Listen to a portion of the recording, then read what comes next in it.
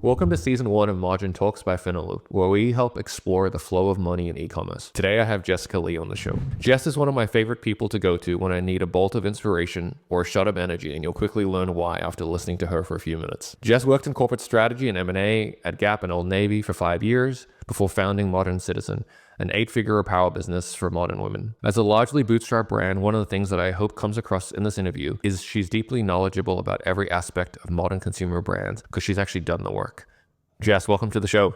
Thanks so much, man. Happy to be here. We're going to dive straight in, Jess. You're based in SF. You went to Stanford. You started an e-com biz in 2014. Everything about this screams loading up the venture gravy train. You decided to stay disciplined and pragmatic.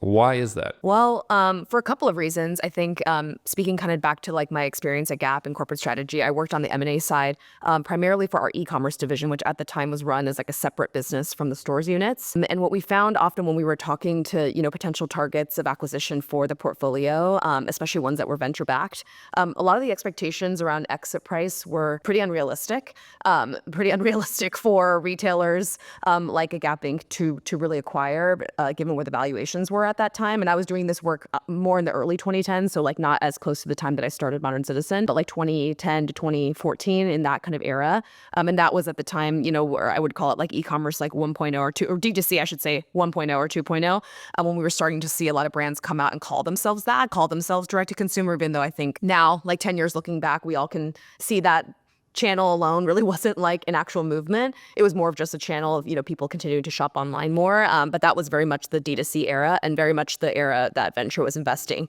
in D2C. And that was a very popular kind of topic at the time. But having sat on the other side of the table and realizing that, the venture valuation model just like wouldn't really work and doesn't really work for real strategics. We had done a successful acquisition of a brand called Athleta, which at the time, was much smaller than what it is today in terms of, what Gap turned it into. And that was a very successful acquisition in hindsight. So just realizing that the venture model didn't really work in terms of, where strategics were at, how they were valuing these businesses, not just on growth and top line, but also on profitability as well. It just made me realize that if we were to start something, we would have to set our expectations differently in terms of how we were building. So that was like more of the macro reason. And then the micro reason and really more personal reason is that my business partner, Lizzie Agnew, and myself, we talked about it at length, especially when we decided to kind of partner together to build the business, that neither of us really wanted to fund losses. And we mean that in the sense of, when you're starting a business, of course, there's going to be the first couple of years, you're trying to like reach profitability, figuring out where your expenses need to lie in order to kind of grow as fast as possible, but also not kind of put yourself under your skis. And we sort of decided that like we never wanted to fund losses. Like we were not in the business of wasting our own time, quite frankly. It's like, for us, we really wanted to build this business. We really believed in the brand, believed in like what we were offering, but we also didn't want to do it if nobody cared about it. And by that, I mean, there's no audience for it. There's no reason for this business to exist beyond venture propping up its balance sheet. Then there's sort of no reason for us to waste our time doing it either. And so I think that for us was very much the North Star from the very beginning, was that we wanted to figure out how we could actually own the business on our own terms. And then another micro reason, which I'll just be honest about, is that at the time, the term sheets we were seeing out there, especially for both first-time founders, both female founders, if I'm being frank, as well too, they were not the types of terms I would say are, amazing. It was sort of like $1 million for 25% of your business, which, I think again at the time was like pretty normal for a certain subset of entrepreneurs, but for us felt very expensive for the amount of cash that was being offered. And so we just sort of felt like, if we can scrape it together and figure out how to like make this business stand on its own 2 feet within the first couple of years, then we have a lot more control. There is so much to unpack there. And yeah, per my intro read, I think, and even in the first few minutes, there are quite a few nuggets. So I might try to tease a few of those out. But it sounds like even from your Gap experience, you could have saved a lot of the 2010 investors quite a bit of money by telling them that the exit prices weren't going to be there to justify their entry prices. Yeah, I think at the time it was very much a merging of two different worlds, like a financial world versus like a strategic world, which like, a lot of like, private equity funds and things like that are a lot more familiar with the strategics that they exit to. I think that venture, when they were getting into CPG and things that are like hard, durable goods and not software, they're less familiar, I think, with that ecosystem of strategics. And so because of that, it was sort of like this implied assumption that strategics that, are in CPG and durable goods would act the same way, that ones in software would. But the business models, obviously, of software and physical goods are totally different. And that topic has obviously been talked about to death, I think, now in the last like 5 years or so, especially like as we've seen all of these businesses sort of like implode as a result of the way that they were financed and other reasons too. So yeah, I think at that time it was still very much an exploration of like, people coming to the table, expecting these things and being surprised actually when strategics would clap back or like balk at the pricing structure and how they were thinking about these values. I think another thing to click into is not wanting to fund losses, not wanting to waste your own time, and that potentially dollars in to the marketing acquisition machine could be a false positive. That you could get the revenue growth, but customers actually didn't super care. They just kept on getting bombarded by your ads. And so some small percentage of them would go down the funnel, as opposed to you saying like, no, we actually want to have true product market fit. We want customers to actually care. We want customers to be coming inbound, not just be flooding them with VC-backed meta ads. Yes, exactly. I mean, there's a little bit of a chicken and egg in that too, in that like, we really started the business in 2015 when Lizzie joined. I had started it in late 2014 sort of by myself trying to figure out, some of the IP. At the time, Shopify didn't even have a theme store. So I can tell you how long ago this was, where I was teaching myself liquid coding.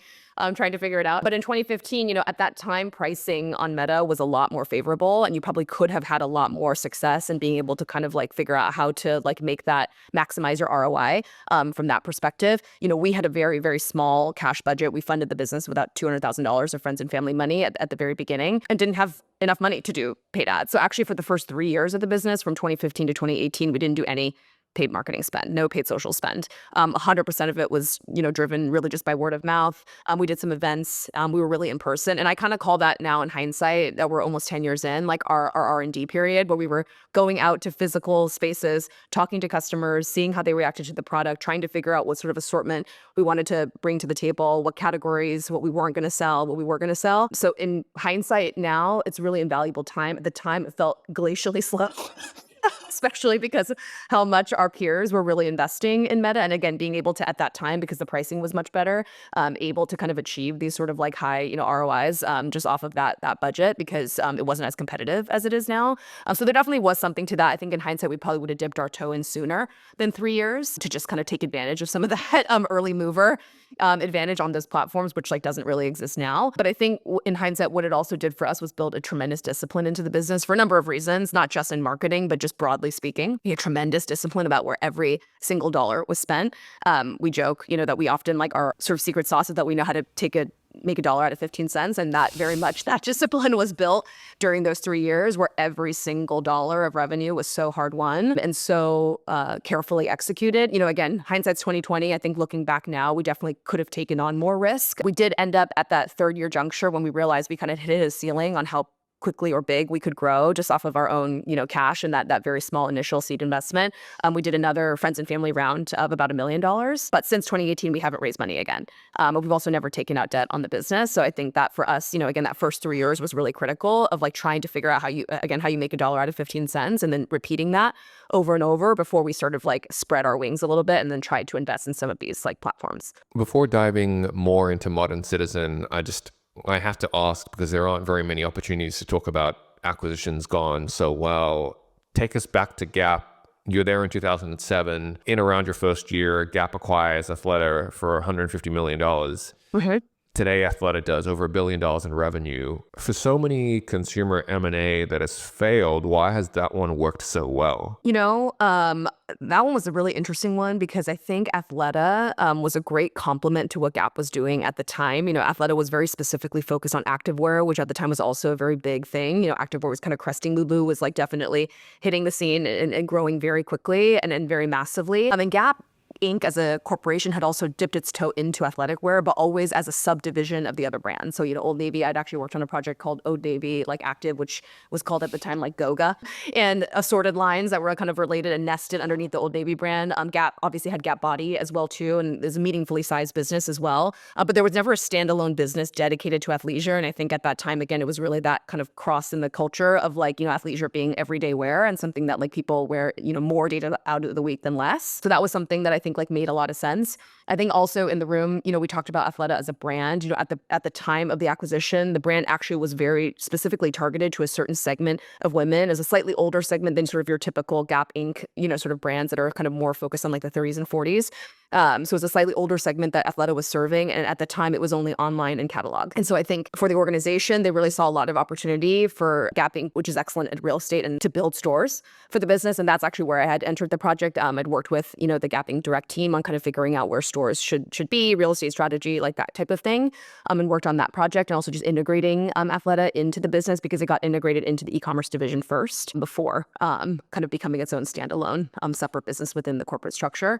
So that was just really interesting. Again, I think category complement to the other brands. It wasn't competitive with all three of like kind of the core brands of Gap Inc.'s business, very specifically focused on a category that was really growing. Again, that athleisure at that time. And also a brand, I love the Athleta brand. Actually, I think the name is like beautiful. Could actually stand for, I think there was potential. They saw so much potential in how much more the brand could stand for beyond the target demo that it was currently serving. And then on top of that, third thing, channel. Just again, knowing that it was online only and catalog only business, and pretty, sizable, even in just those two channels, like, the execution of being able to do stores for the business. And again, that being something that is Gap Inc.'s specialty is stores in real estate. That was an opportunity to kind of help grow the business as well too. So, again, in hindsight, I think looking back at that probably was one of the most successful acquisitions in Gap Inc.'s history, to be able to integrate a business of that size and then grow it, tenfold. You mentioned a decade ago, Meta ads were much cheaper. You could get kind of clicks for less than 50 cents that were hyper targeted. Also that you spent the first couple of years in this quote unquote R&D period where you were meeting customers, trying to understand their preferences, their fit, how they're thinking about kind of assortment. We have a lot of more nascent emerging brand listeners that are kind of in those first couple of years. How do you think the operating environment is different today, 2025 versus 2015, a decade ago? Oh, that's so interesting. I think that the first thing that comes to mind is just that obviously the expense, to dip your toe into a Meta or, whatever now, again, that's why I look back and say, I wish we had actually started a little bit earlier than we really did, because like the deals were to be had. The more experimental the channel at the time, which now obviously, it's a huge part of, I think, most people's marketing budgets is spend across like Meta, and to a certain extent, I think some people look at TikTok as being, a bit more like emerging and therefore starting to kind of like allocate more budget toward there. But I think it does totally depend on your category, customer base, in terms of whether or not that can be successful for you, and if you can really see, high ROI out of that channel. But just because of how many users there are, it also is expensive too. So there really isn't the same sort of like you're getting in early on the ground floor and able to like really maximize value out of a channel. So I think, that's the hard part, is that like a lot of the channels today, even if they seem emerging, like podcasts or any of these things, are still expensive. And so therefore you don't get the same ability to kind of like test and learn and do things quickly and like try to, but obviously this also very much differs from like 20 years ago, 30 years ago, when people were advertising billboards and like not having any measure of return or like any way to even assess, ROI. So obviously like things I think have gotten better from that perspective of like you can kind of figure it out earlier and faster, but it's kind of gotten no less expensive. If anything, everything's gotten more expensive. So that's the hard part. It's a bit like a little bit less of a Wild West situation, but probably a lot more information out there for you to determine based on your category, based on your average order value, based on, a number of different things about the concept of your business, like what channels actually make sense for you. You can probably figure that out before having to spend $1, just by asking around like entrepreneurs in terms of what channels have worked for them and what percentage of their budget they're allocating across these different channels and how they're thinking about it. I think we were very lucky in the very beginning that because we weren't spending any money on paid social, we did focus on email a lot in the very beginning, because it was effectively like a brand channel and an organic channel that it really cost cents on the dollar, truly. And so email was huge for us always from the very beginning, and has still remained, always one of our top 2 channels, kind of trades places with paid social depending on the month. So that for us was really helpful in kind of building that sort of foundation. That email was always very strong for us because like we had focused on it solely, really for the first couple of years. To stick with channel, you started on Shopify. Jess is in theme editor, messing around. I didn't even have a theme editor at that point. I don't think that theme editor had even launched. It was like still like just like you had to learn Liquid somehow like through the help docs. It was bad. And then you start a retail program. More recently, I've read that you're now doing owned and operated retail. Yeah, talk talk us through that channel expansion journey and things that you've learned? Yeah, absolutely. So actually, we used to have stores back in the day. So in our very first office that we had, which you signed in 2015, we always had a showroom in the office, and that was always an opportunity. We were on a second floor of like an office building, but because everything was totally word of mouth and very much just kind of like, built off of our own personal friend networks and college networks, it was kind of fun. A place where like you kind of had to book an appointment to come visit. It was like the time of the showroom, I think, at that time. So that was great. And so that was something where we at least always had an appointment, like, once a day, if not several, where we got to meet customers in person. So we've always kind of had a store model kind of built in. I think it was in 2017, I want to say, that we decided to actually expand into like a real physical brick and mortar on a ground level where people could, just find it and happenstance upon it versus finding it online first. And so we found a store.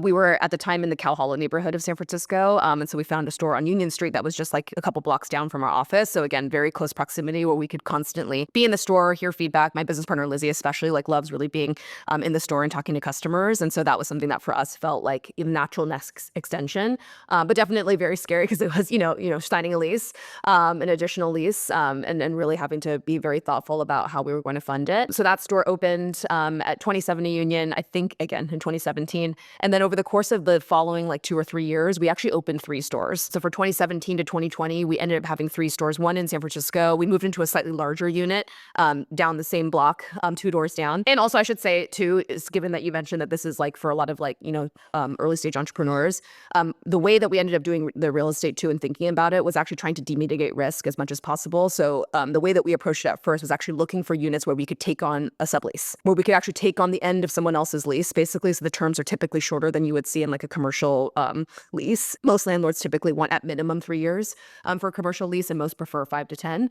So for us, as being a small business that had only been alive for 2 or 3 years, we were like not sure we're ready to commit like the lifetime of our organization, into a lease. And so we're like, can we find an opportunity where we can take on, 16 months, 18 months, 2 years or less, basically, and again, mitigate our risk a bit that way. And so actually we just like kind of walked into a store on Union that we thought was like the right size and sort of configuration, and asked if they'd be open to a sublease. And that's actually how that first opportunity came to be. And then, tested that for about a year, and that went well. And so then we're able to kind of move into a much larger unit, about 1,200 square feet. In San Francisco, we had that unit on Union Street that was about 1,200 square feet. We ended up opening a very small store in New York, actually, in Athleta on Elizabeth Street, which was probably like 500 to 600 square feet generously.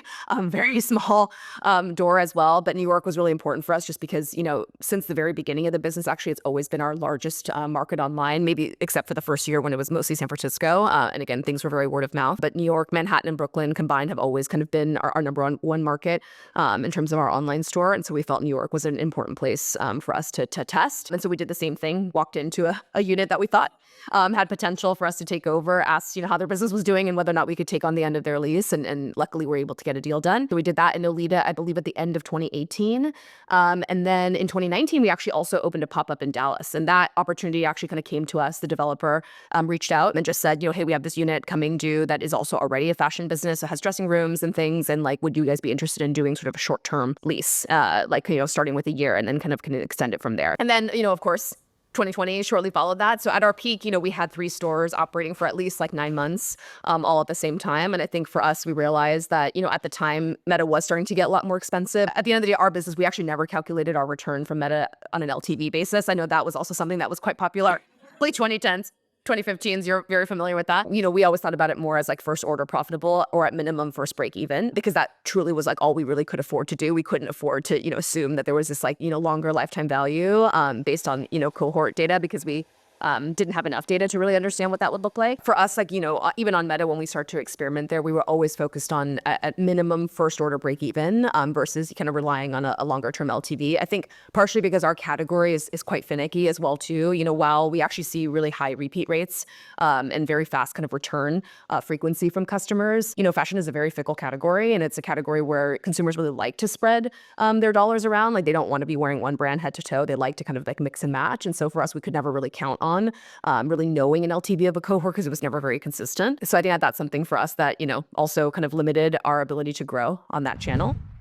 Welcome, Jacob here from Finaloop. Jacob, here Jess talks about first order profitable, thus spending out to the LTV curve. What does it mean to be first order profitable, thus LTV profitable? Yes. So regarding first order profitability versus later profitability based on the LTV or lifetime value, of the customer. So first-time profitability looks at that first order and assumes or aims for achieving profitability on that very first order, meaning that will require having lower CAC generally on that order and having your COGS and gross margins really tight in order to allow profitability. And in general, we see that companies that can hit that first order profitability, that have a great business model, end up generally succeeding more down the line. Now, this isn't necessarily true. Sometimes the initial market penetration is more expensive and you have higher costs when starting out, especially sometimes in the CAC marketing space.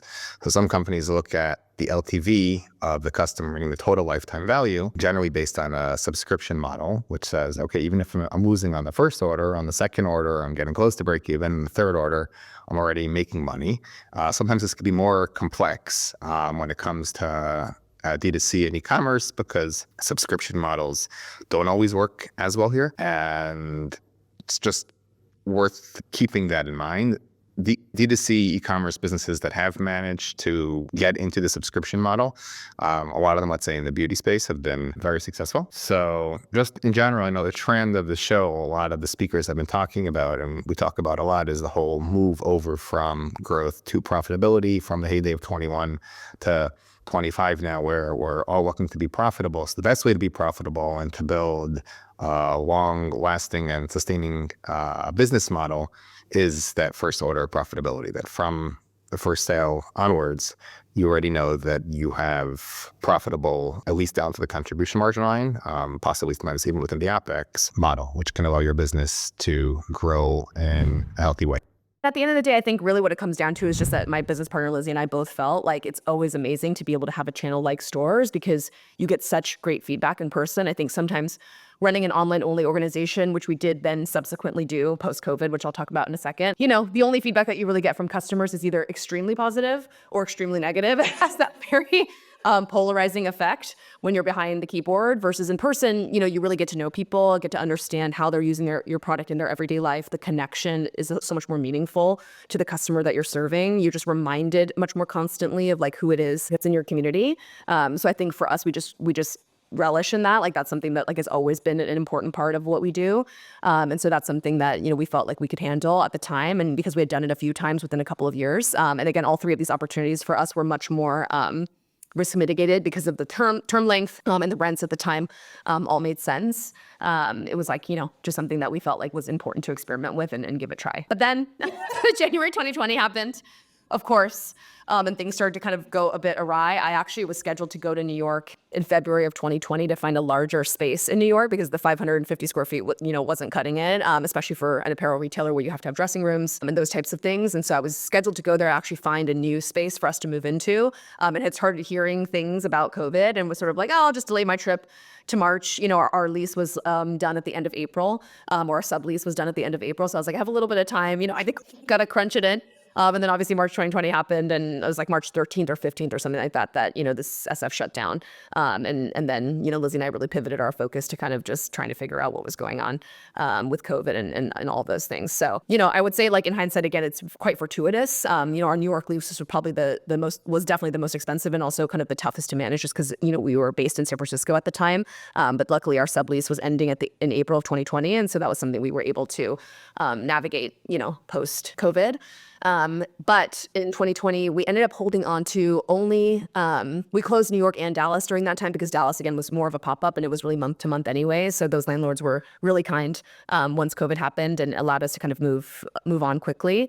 San Francisco, we held on to for a little bit longer just because it was in our home market and we felt like we were at least able to move more quickly, like should we be able to reopen. But San Francisco as a city, it was really hard post-COVID. It was one of the cities that shut down actually for the longest, I believe, and kind of like had a bit of like starts and stops with like Delta, and other things, kind of getting different mandates every other week in terms of like what was possible or allowed. And so we ended up just deciding, I think in November of 2020, kind of to call it and just sort of say like, hey, let's just walk away from brick and mortar retail for a while. I think Lizzie and I both felt uncomfortable also, quite frankly, asking stores employees to go into work when it was still so uncertain what was going on with COVID. There was a lot of theft that was happening at the time as well too. And so worried about putting people in sort of dangerous situations. I was, again, pregnant at the time.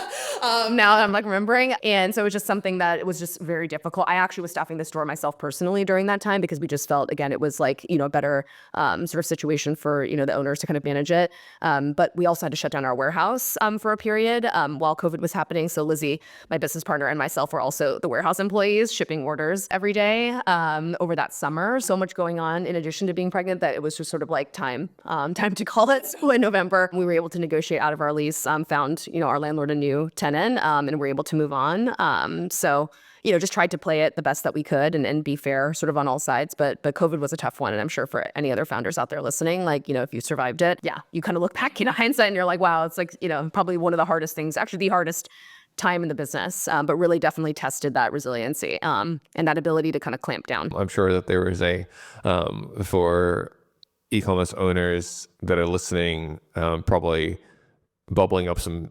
PTSD for everyone during that time. Exactly. But what doesn't kill you makes you stronger. I think that really is the takeaway. And also, honestly, like, again, in hindsight, looking back, it's sort of like, I am really glad that we had dipped our toe in a bunch of different places because, the reason for opening stores, again, was sort of like, seeing a ceiling with Meta, realizing that we, really wanted to have that connection with customers. We wanted to encourage that repeat rate and loyalty. And you really can do that in a store environment. And then, when stores were not in favor anymore due to COVID and due to some of the, larger kind of like things at play that were happening, we still had the online business and we'd always had the online business. And so it was sort of like nice to be able to have, your hands in sort of multiple pots so that when circumstances change, when things change, you can move quickly and you can also like have things that like risk mitigate, those decisions as well. So I think because we'd always had the online business and that had been really the foundation of our company for that long, we felt comfortable walking away from stores because it really was, like kind of a minority share of our revenue, even though obviously, a lot of blood, sweat, and tears going to opening stores. It was still the right decision at the time to walk away from them.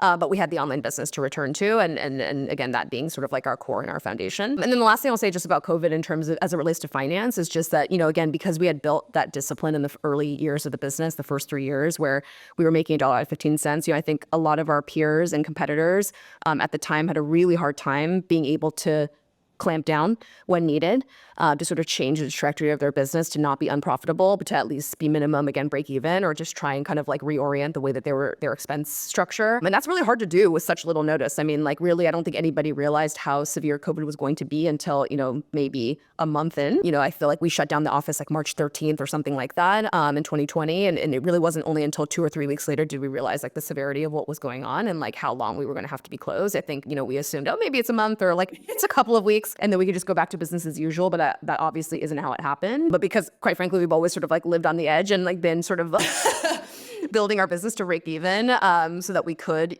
survive something like that. That part was actually the least hard. It was really more just trying to figure out how to continue, working in an environment that was like, again, where the city had shut down and we were technically only certain people were allowed to go to work. An apparel business that's broad skew, that's multi-channel, that's obviously inventory based, managing working capital across that matrix. I'm sure that there are some interesting lessons. Yeah, what are your kind of lessons learned over the last decade, broad skew, multi-channel, inventory based on managing working capital? That's a great question. I think that we're really only starting to confront this question now because again, hindsight is 2020. I think that looking back, I actually wish we had been a bit more aggressive and actually taken on more risk because I think certainly we would be bigger now had we taken on more risk around working capital. So, I mentioned before, we had started the business with about $200,000 in friends and family. That lasted us for the first 3 years. And then we raised $1 million friends and family round again in 2018. And we haven't raised money since. And again, no institutional investors, all really like kind of true friends and family and people,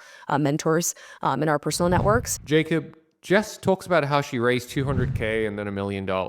She also talked earlier about getting term sheets for $1 million for 25% of the business. Can you share a bit more about how valuations work? Yeah, so regarding pre and post money valuations and how they're carried out. So just in general, when an investor is writing a check, they can either be including the value of that check in the value of the company or not, which is pre or post money. Meaning if someone is raising, let's say, $200,000 at a $1 million valuation, can either mean that the company is worth $1 million before, meaning pre-money, and then it's getting an additional $200,000 into the company, meaning the post is 1.2, and this investor is getting 200 out of 1.2, which is around like 16, 17%. Or it could mean that no, the company post money, meaning after accepting this $200,000 check, is worth $1 million, and then this person is buying 200,000 out of $1 million, which is 20%. Right? That's pretty much what pre-money and post-money actually mean, and that's if you're buying the actual equity of the company. Even if you're investing in some form of convertible debt or whatever, generally you'd have a cap or some other methodology of determining the valuation. And the way it's done really depends on the angel investor or VC fund that would be investing in you. There are various methodologies. Sometimes it would be a multiple of some line within your P&L, meaning X times your revenue, X times your EBITDA, your SDE or whatever. It could be generally could take your LTV to CAC into account. We've discussed that in previous episodes. Could look for market comps based on their knowledge, what deals are going for. Sometimes if it's a little more of an advanced stage, people will do some kind of discounted cash flow, like a DCF valuation, which tries to project future cash flows and amortize them back to today to see the actual projected value of the company. But these are just a couple of ways which investors may end up evaluating how much they think your company is worth, and then investing at that given valuation. But at the end of the day, they can come with a certain valuation based on their spreadsheets. And obviously, it's open to negotiation. It really depends just who has the stronger cards and who determine where the final valuation will be set, because there's no absolute truth about how to evaluate what a company is actually worth. We've never taken on debt on the business, not even like a line of credit. Partially just because, the complication, some of the expense associated, the rates, at the time that we had looked into it and we were really prepared for it weren't great. And they haven't been great for the last several years, regardless of what institution you're talking to, whether it's more traditional, like a bank, or even some of the more digital first lenders. Again, the rates are not great. And so for us, it just kind of never was an option. And as a result, we sort of built our business, both in terms of the way we work with our partners, our terms, the way that we finance the business, our expenses across credit cards and the number of different accounts that we have. We've always been extremely strategic about how we do that to give ourselves as much working capital flexibility as possible. And we've been able to still grow the business pretty significantly from where we started with just that. But, had we taken on more risk, had we taken on a line earlier to fund inventory, to fund marketing when we had the opportunity, or when, the dollars made sense in terms of the return, again, certainly we would be bigger. But it also depends on the timing. Had we done that in 2019, I think it'd be a very different story in terms of whether or not we would have been able to survive COVID versus if we did that right after COVID. But again, the rate structure changed pretty dramatically, after COVID as well too, in terms of the financial outlook. So it all happened the way it was supposed to happen. But I think, again, in hindsight, our learning was sort of pushing ourselves to take on more risk when warranted by the business. One of the ways that we decided to do that this year, or last year, I should say 2024, is we decided to reopen stores again. So that was something, that we had put on kind of our longer term roadmap. We had closed stores from late 2020 through 2024. So for about 4 years, we were out of that channel. And for a number of different reasons, we had actually started looking again at real estate in 2021 when we felt, prepared. The online business was in a good place. And we had also bolstered some of that lost revenue from retail stores by doing some wholesale. But leases were expensive. Rents were higher in 2021 than they were in 2019. So it was actually more risky for us to take on real estate at that time. And so for us, it was sort of always we'll get there when the right opportunity comes along, and we'll just be prepared for it when the opportunity comes, because in real estate, it really is just about, one space and one opportunity. It just has to align in terms of the timing. And then in early 2024, in April 2024, that happened where we ended up being the beneficiary of someone else going out of business and being able to kind of capitalize on a unit that made sense for us economically, and also in terms of location and just sort of cost in terms of how we would turn it over and tenant improvements and things like that. And so, again, really the perfect opportunity sort of presented itself. And because we'd been thinking about it for several years at that point, we felt ready to pounce on the opportunity. And then just last month, which is why I had to reschedule our last recording podcast, we signed another lease to open a store in San Francisco. Again, an opportunity that we had been chasing for a very long time, a very special unit to us that we had always kind of wanted to make part of Modern Citizen's sort of history in some way in Pacific Heights, which is the neighborhood where I live in San Francisco. And so that opportunity is going to hopefully come online within, actually like at the end of Q1, maybe like around mid-March or so is the goal. So we've kind of stepped back into that channel expansion again, now that we kind of have a bit of like strength behind us in terms of, again, the online business being bigger, sort of us more seasoned as operators as well to do it again and to kind of flex that muscle. And that also comes at a time where, wholesale actually, broadly speaking, in our industry is declining for a number of different reasons. There's some mergers, consolidations happening. Third-party retailers, generally speaking, like aren't doing great. But there are some things happening right now where, again, like mergers are happening. Nordstrom just announced that they're going private again. So there's movement in that industry too. But for the last couple of years, wholesale has been down quite a bit. And so again, it was sort of the right time for us to then think about a different channel, So I think that agility, quite frankly, of just like being able to kind of think through, see what happens, and be able to pivot quickly into a new strategy when, certain segments of the market or certain channels like start to wax and wane, being able to kind of like read that and execute kind of accordingly and try and time it as best you can for those transitions. On the topic of legacy retailers, what can brands like Modern Citizen and founders like Jess Lee teach incumbents like a Gap or a Nordstrom about the modern consumer? I hesitate to say that because I'll be honest with you, I think sometimes founders and entrepreneurs, especially in categories like fashion, where, really at the end of the day, we're not reinventing the category. We are offering a new brand for a new generation founded by sort of like a new cohort of people. And I think that there's something to that in terms of just the natural progression of brands and how brands sort of like reach their peak and then kind of like, go through cycles. And so I think that's important to know is that like you'll never find Lizzie and I, because we come from fashion, both of us had worked in fashion prior to starting Modern Citizen, that we deeply respect it and we respect all of the strategics within it. To be a business like a Gap where you started in 1969 and to still be massive and relevant today across a portfolio of businesses is not simple to do. To have that level of longevity, we've seen in that DTC cohort, many have risen and fallen and have disappeared within a very short span, less than 10 years. And so to really have that longevity requires so much ability to pivot, to sort of like, again, like I was just talking about, that agility to read the tea leaves, 20 yards in front of you and figure out like how you're going to make your moves to kind of stay relevant. So I think that that's a skill that actually you can always get better at. And a lot of strategics have been excellent at that skill for many decades, and will have to continue to hone that skill to last decades more into the future. So I think that that's the one thing that, is sort of relevant for everyone, and actually also applies to D2C businesses too, because even if you were to start a brand today, the challenges that you're going to face in 25 are going to change at the end of 25 and into 26. And 5 years from now, 3 years from now, 10 years from now, like you're going to have to constantly reinvent yourself because that's how quickly this moves and sort of like how the conditions in the market move. And so just like that ability to actually just withstand, I think that's like the biggest takeaway I've had just from entrepreneurship and having done this for 10 years is that it really is just about that longevity of being able to kind of like build the muscle to continue on, to continue doing it, even in the face of peril, like a COVID act of God type of situation where like there's nothing in your control. And then also, quite frankly, when things are in your control and you actually have to make a call of like, how are we going to continue to evolve and change in a market and also in a category that is so challenging, that changes constantly. I think that is like actually the skill that is most required to develop for any founder, and same for the strategics too. I think it's just harder, at that level when you're that big, when there are that many people in the organization to move as quickly as you need to sometimes. But I think that's always kind of like what everyone is chasing, that ability to kind of like really bend with the times and figure out and make the right calls when necessary. Jess, as we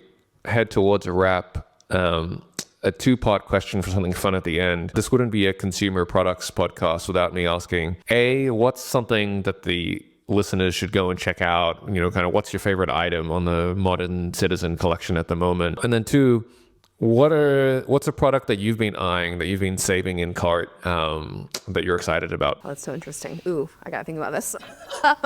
Well, for Modern Citizen, one thing, we luckily we're in the fashion category, which means we actually have newness all the time. So there isn't, product launches once or twice a year. This is like 50 product launches a month at minimum. So we always have something new going on, but I would love to have any listeners who are customers of ours, or maybe even not customers of ours, if you happen to be in New York or are coming to San Francisco sometime after Q1 to come visit us in store, because I you'll meet one of us there. Somebody from our team will be there, and happy to chat with you. And just like, would love to get feedback about that experience, because I think we spent a lot of our time now that we're back in the physical in real life space, thinking about how to make that experience amazing. And so we'd love to get feedback on that, and love for you to check out the product in person. I think our product actually reads much better in person even than it does online. And I think that value proposition that we offer in terms of, what product we have and the relative price point, you'll be impressed in person when you see the product. I always am. And our design and merchandising teams do an amazing job with our collections. And then in terms of out in the market, I've been thinking a lot about longevity, broadly speaking, obviously in the business, but also thinking about longevity for myself personally. I'm 38